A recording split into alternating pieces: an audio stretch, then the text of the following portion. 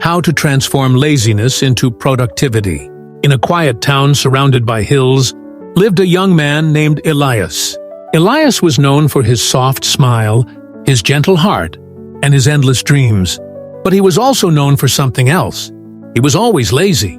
He would wake up late, listen to the birds outside, and tell himself, "I will do something tomorrow." But tomorrow came, and Elias still stayed in bed. He would sit by the window, watch the clouds drift, and say, "Maybe next week, maybe later, maybe when I feel ready." His friends were different. Some of them opened shops, some learned trades, some even built houses with their own hands. But Elias remained the same. Days passed, weeks passed, even years began to pass, and Elias's life felt empty. Inside his chest, he carried a heavy stone of guilt. Every night, he would whisper to himself, "Tomorrow I will change." But every morning, the same voice of laziness returned. His heart wanted to move forward, but his body refused. His mind whispered, "Wait, rest, stay still. There is always more time." One evening, after another day of doing nothing, Elias walked by the river. The sun was setting, painting the sky with colors of fire and gold. He felt a deep sadness inside, as if the world was moving forward without him. At that moment, he saw an old fisherman by the water. The man was pulling a heavy net full of fish. His clothes were worn, his hands were rough, his body bent from years of labor. But his eyes were bright, and his spirit seemed light. Elias, curious, stepped closer. He asked, "Old man, how do you have the strength to do this every day? Don't you ever feel tired? Don't you ever feel lazy like me?" The fisherman laughed softly. "My boy," he said, "laziness visits everyone, even me. But I learned a secret long ago, a secret that turned my laziness into strength. Do you want to hear it?" Elias nodded eagerly, for his heart longed for an answer. The fisherman pointed to the river and said, "Look at the water. It never rests. It flows, little by little, not rushing, not stopping, and yet, over time, it carves valleys, shapes stones, feeds the earth, and gives life to all who need it. That is how I live my days, not by forcing myself to do everything at once, but by starting small, again and again. One throw of the net, one fish, one day at a time." Elias listened, but doubt still clouded his heart. The fisherman saw this and reached down.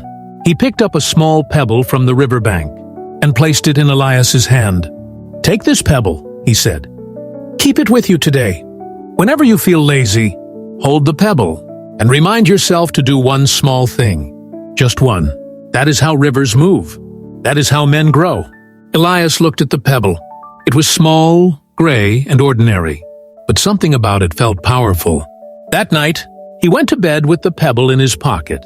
He told himself, "Tomorrow I will try." The next morning, when laziness whispered, "Stay in bed, Elias," he touched the pebble. He told himself, "I will only stand up, just stand up." And he did. He felt a spark of pride. Then he said, "I will only wash my face." He did. Then, "I will only write one page in my book of dreams." He did. That night, for the first time in years, Elias felt proud. He had not done everything, but he had done something, and that something was enough. The pebble became his secret. Every day he touched it. Every day he did one small task. He swept his floor. He walked to the market. He cooked a meal. He wrote a letter. He read a page. The small tasks grew. His room became clean. His health became strong. His mind became sharp. But laziness did not disappear.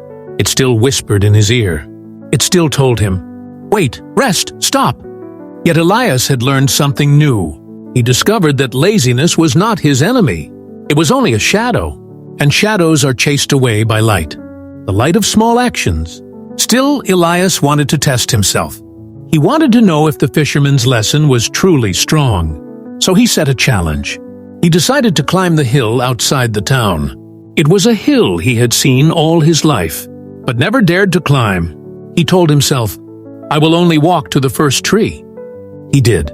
When he reached it, he told himself, "I will only walk to the large stone ahead." He did. Step by step, he climbed the hill. His legs ached, his breath grew heavy, and his mind said, "Turn back." But the pebble in his pocket reminded him, one more step, one small task, one little effort. At last, he reached the top. For the first time in his life, he saw the whole town from above. The roofs glowed in the evening light. The river shone like silver. The fields stretched wide and golden. Tears filled his eyes, not because the climb was hard, but because he realized the truth. Productivity was not about being faster than others.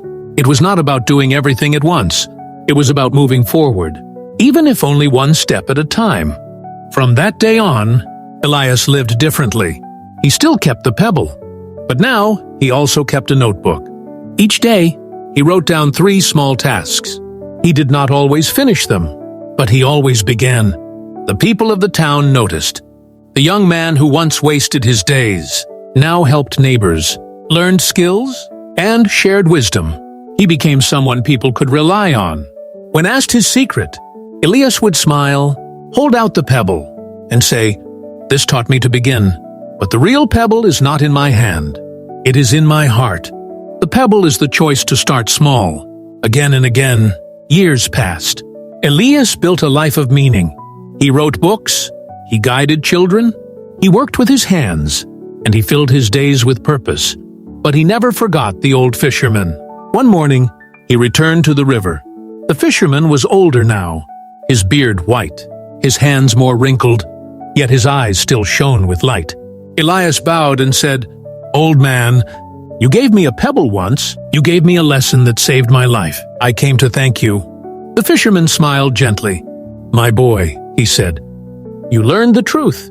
Laziness is not a curse. It is a signal. It tells you that the mountain feels too high.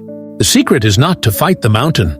The secret is to take one step, then another, and trust the journey." The 2 men sat by the river in silence, watching the water flow. It was the same river, but to Elias, it looked different now. It was no longer just water. It was life's teacher. And so, the boy who once wasted his days became a man of purpose and peace. He transformed laziness into productivity, not by magic, not by force, but by small, steady steps. Dear listener, perhaps you too have felt the heavy weight of laziness. Perhaps you have told yourself, "Tomorrow I will begin," and perhaps tomorrow never came. Do not despair. Take your own pebble.